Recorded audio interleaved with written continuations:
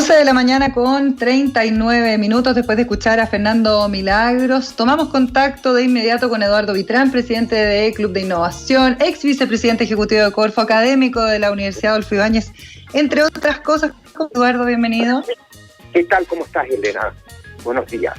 Muy bien. Muchas gracias por esta entrevista con Radio La Clave. Queremos hablar de hidrógeno verde, una noticia que ha ocupado los titulares de la prensa,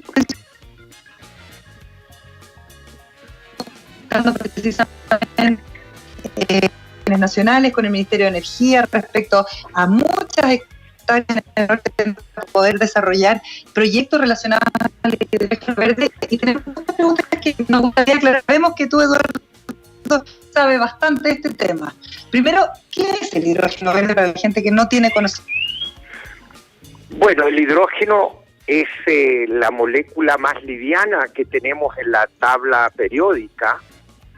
En el aire se encuentra como H2, es decir, son dos átomos de hidrógeno, y uno lo puede producir a partir del agua. El agua es H2O, una molécula de hidrógeno y oxígeno. Entonces, desde hace muchos años, muchas décadas, existe una tecnología que usa la electricidad que se le aplica al agua, y cuando se le aplica una corriente eléctrica, los electrones lo que hacen, dividen la molécula de agua, y por una parte aparece hidrógeno y por otra parte oxígeno. Entonces uno puede recuperar el hidrógeno, y es un hidrógeno verde porque si uno lo hace con una electricidad que es renovable, no se ha emitido ni una sola tonelada de CO2 a la atmósfera, y uno tiene un combustible que en el fondo lo puede usar para muchas aplicaciones. El hidrógeno también se puede producir desde los procesos de gas natural, por ejemplo, pero ya no es un hidrógeno verde, ese es un hidrógeno gris, porque el gas natural, cuando se libera a la atmósfera, uno está emitiendo CO2, carbono. Y el cambio climático es un tema que hoy día, con la pandemia, ¿no es cierto?, también se ha puesto incluso de mayor relevancia, porque nos damos cuenta de nuestra interdependencia global, y los países desarrollados principalmente están acentuando, pensando en la recuperación, el esfuerzo para enfrentar la acción climática o el cambio climático. Estamos llenos de noticias en el mundo de iniciativas que están tratando de usar este hidrógeno verde, de sustituir los combustibles fósiles. Básicamente eso es lo que permite, digámoslo de esta manera, es como electrificar con energías renovables los combustibles, y el hidrógeno entonces se puede usar como combustible. Oye, Eduardo, y ahí uno dice, bueno, porque energías renovables nosotros hemos ido desarrollando mucho, hemos tenido yo diría como, hemos avanzado bastante rápido, ¿no? Desde que comenzamos con el fomento precisamente, con esto mismo porque parece que no se escuchó al principio cuando yo te hice la primera pregunta, Eduardo, pero se hizo también un tema con algunos terrenos fiscales como para el desarrollo precisamente de energías renovables no convencionales, pero ahí uno dice... bueno, hay un tema de almacenamiento que es como bien crítico en cuanto, por ejemplo, al poder almacenar este tipo de energía. ¿Parece que el hidrógeno verde ofrece otro tipo de opciones o es idea mía? La gracia del hidrógeno verde es que efectivamente tú tienes razón de que Chile ha avanzado mucho en electricidad renovable, que tiene la característica que es intermitente, tanto la eólica como la solar. Entonces tú tienes solar solo 8, 9 horas en el día en el norte, y la eólica es cuando sopla el viento, no siempre sopla el viento. Entonces, ¿cómo haces tú cuando solo puedes usar esa energía eléctrica como electricidad para almacenarla? Es caro, la tienes que almacenar probablemente en baterías de litio, eso es extremadamente caro todavía. En cambio, una oportunidad muy atractiva es que tú, al usar esa electricidad, especialmente en los picos de generación, tú la puedes almacenar en el hidrógeno verde. Entonces tú estás resolviendo de alguna manera el problema de la intermitencia de la energía renovable, solar, eólica, ambas en las cuales Chile tiene una gran potencial. Entonces, ¿por qué esto es tan buena noticia para Chile? Porque nosotros tenemos la mejor radiación solar del mundo, ¿ah? Y que se produce fundamentalmente en unas pocas horas. Entonces, ¿qué haces en esas pocas horas? Tendrías que tener unos sistemas de transmisión eléctrica enormes para aprovecharla en todo el país. Entonces aquí la almacenas en el hidrógeno verde. Ya, ¿qué haces con el hidrógeno verde entonces? Esa es la pregunta. Sí, claro, esa es la gran pregunta. Claro. Bueno, el hidrógeno verde se usa fundamentalmente, y por eso que el mundo, yo diría, que está preocupado del cambio climático, se puso muy entusiasmado con esto, para sustituir el uso de combustible en varias industrias pesadas. Por ejemplo, el acero, por ejemplo, en la industria minera, también en la industria de cemento, en la celulosa. En todas esas industrias uno a futuro lo que va a plantear, ¿no es cierto?, es reemplazar el uso de combustibles fósiles por hidrógeno. Eso representa una parte importante de las emisiones globales. Adicionalmente, en el transporte, en aquellos transportes en que uno no puede usar la batería de litio y usar el auto eléctrico, el vehículo eléctrico, porque se demora mucho tiempo en cargar la batería, la gracia del hidrógeno es que uno carga en 5 minutos un camión grande. Entonces, un camión grande que cuesta mucha plata, uno tiene que usarlo casi 24/7 y se va cambiando el chofer, ¿me entiende? Entonces, ahí es donde esta tecnología compite mejor que la electromovilidad como la conocíamos anteriormente, que era solamente electricidad que se cargaba y se almacenaba en una batería. Acá... Eduardo. Sí. Sí, existe, yo sé que se está trabajando en una estrategia nacional de hidrógeno verde. Yo mencionaba al comienzo esta sesión o este convenio que se hace por parte del Ministerio de Bienes Nacionales para usar terrenos fiscales precisamente para el desarrollo de esto.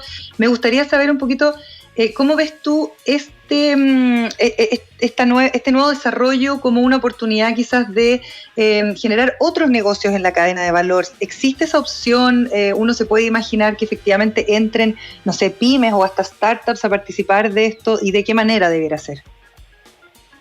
Mira, esta es una gran oportunidad en primer lugar para un desarrollo descentralizado del país en todas las regiones.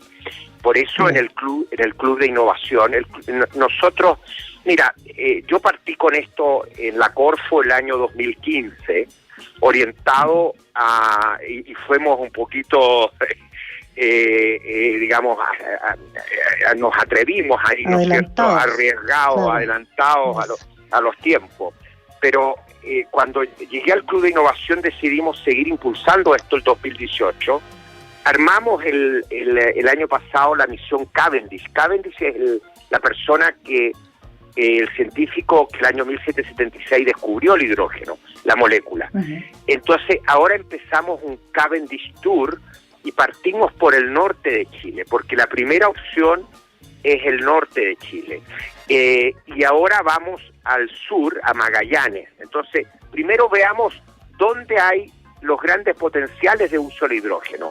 Primero, en todo el desierto de Atacama, por la radiación solar, que es una radiación extraordinariamente potente, y sin duda entonces uno se pregunta, bueno, ¿y cuáles son los usos que uno podría, digamos, considerar en ese caso? Lo primero, sin duda, es poder reducir la huella de carbono de la minería, pero también surge la posibilidad de producir ahí amoníaco y la historia es bien interesante. Nosotros producíamos salitre a principios del siglo XX y fueron dos científicos alemanes, Haber y Bosch, los que nos sacaron el salitre natural y generaron la urea o salitre sintético, y se conoce esa como la fórmula Haber-Bosch. Con esa misma fórmula yo puedo tomar el hidrógeno solar y transformarlo en amoníaco, y eso usarlo como combustible para barcos, usarlo como para sustituir los explosivos. Entonces yo puedo tener explosivos que no emiten en la minería, o para usarlo como fertilizante. Entonces se genera nuevas oportunidades de meternos en industria en que Chile fue perdiendo ya en el siglo XX participación, como ocurría con las salitreras. Ahora, ¿dónde aparecen oportunidades para empresas más diversas, más pequeñas? Es en los servicios. Si esto se empieza a generalizar su uso en el transporte minero, en el transporte de carga pesado, bueno, va a haber necesidades de mantenimiento y servicios de mantenimiento. Pero la verdad, y en eso no hay que crear expectativas que no corresponden a la realidad, es que las inversiones para poder aprovechar estas oportunidades son grandes. Las inversiones son grandes y por lo tanto necesita empresas que tengan una base de capital significativa, se requieren terrenos importantes, y más bien las oportunidades de empleo y de empresas más pequeñas están en los servicios asociados al hidrógeno verde. Nosotros ahora el 10 de noviembre nos vamos a Misión Cavendish Magallanes y esperamos ahí en toda la ribera, digamos, del estrecho Magallanes hay un potencial de varios gigas que se pueden, se habla de 120 gigawatt hora de producción, o de 120 gigas de potencia, digamos, en energía eléctrica, y eso puede ser un gran oferente de hidrógeno, primero para la ciudad de Punta Arenas, ¿no es cierto?, que depende hoy día del gas natural y en algún momento el gas natural se va a terminar, pero también para exportar al mundo. Entonces nosotros podemos exportar al mundo desde el norte, Mejillones, por ejemplo, y podemos exportar también desde Magallanes. Entonces, si Chile hace las cosas bien en esta materia, nosotros podemos generar una industria de exportación muy grande, pero al mismo tiempo podemos usar el hidrógeno en nuestras industrias para hacerlas verdes.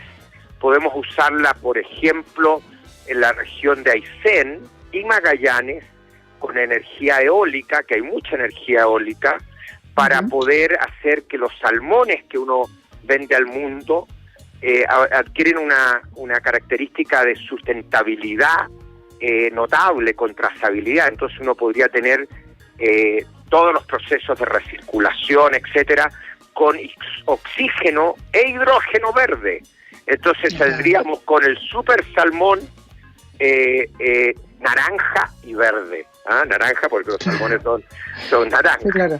Pero ahí pero podríamos también cumplir además con las metas que nos hemos establecido precisamente para hacer cero emisión. O sea, uno podría soñar con que eso carbono se aceleraría. Neutral. Exactamente, carbono neutral. Claro. Pero la rentabilidad para el país, la oportunidad. Piensa en lo forestal.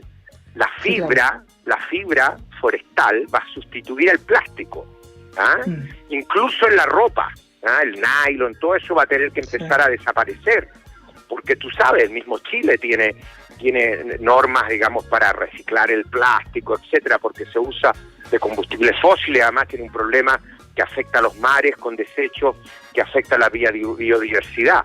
Entonces, piensas tú que podemos usar la energía eólica del Golfo de Arauco, ¿no es cierto?, que es bastante interesante, para poder generar una industria donde la siderurgia puede renacer en la octava región, en la región del Biobío, de la mano del hidrógeno, donde la industria forestal, la producción de fibra, digamos, a partir de bosques, de árboles, etcétera, todo puede ser verde.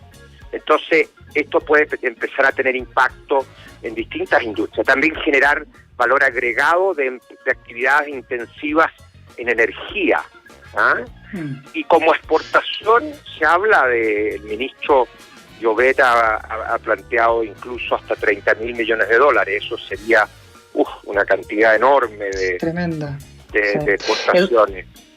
Eduardo, podríamos hablar todo el programa. Yo creo que vamos a tener que hacer otra entrevista para poder seguir hablar un poquito más, además de los alcances, un poco como el desarrollo, pero me gustaría dónde la gente puede seguir un poquito más estas misiones Cavendish y también todo lo que ustedes están haciendo desde el Club de Innovación. No sé si hay información que uno pueda encontrar. Sí, yo les recomiendo lo siguiente. Todos los que les interese aprender sobre el hidrógeno verde, ustedes entran a www.clubdeinnovacion.com o .cl y van a encontrar Misión Cavendish. Cada una de las presentaciones, de hecho en la última presentación se habló, digamos, incluso de los trenes a hidrógeno, que es lo nuevo que está empezando a surgir en Europa.